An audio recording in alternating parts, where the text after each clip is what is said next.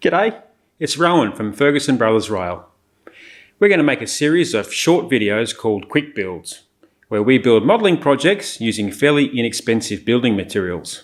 In this first episode, we're going to make a styrene chopper, which is a small guillotine for making sharp cuts in styrene or strip wood.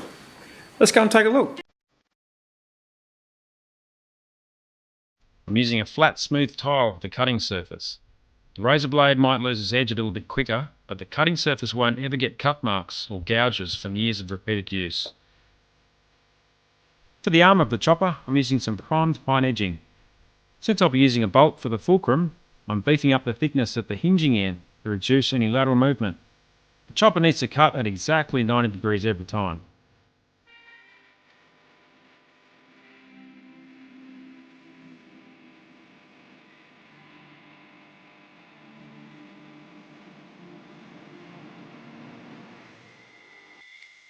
The unthreaded section of this bolt is a nice tight fit, which is exactly what I want. I'm cutting the end off my trusty old 300mm rule to act as the cutting edge, which the styrene will rest against when chopping.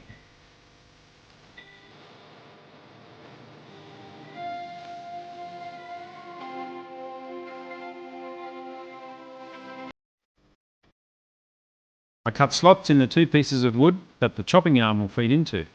I don't need the full width of the rule to be visible, so slotting it into the wood gives me a bit of extra space, as well as helping to secure the rule.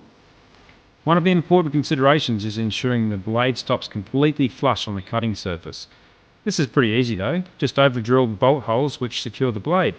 That way, the razor can be set in place before tightening up the bolts. After this, I sanded the wood pieces a bit, just to dress them up before test fitting then painting.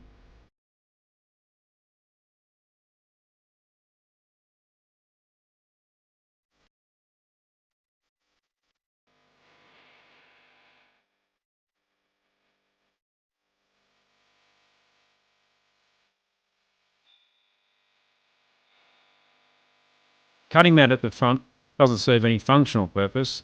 It's just a cheap mat I had lying around and I thought it might be useful for making other random cuts with the X-Acto blade.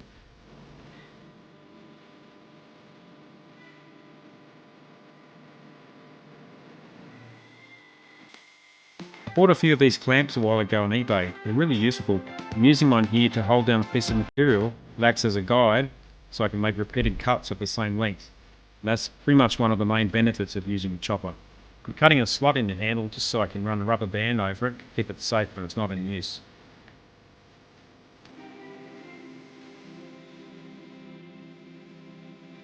It makes a satisfying clunk when you cut through styrene or strip wood. There'd have to be 100 ways to build a chopper. Based on what you've got, you could use hinges or the bolt like I've done. If you've got any great ideas, leave them in the comment section down below. Thanks for tuning in. We'll see you on the next one. Please help us by subscribing.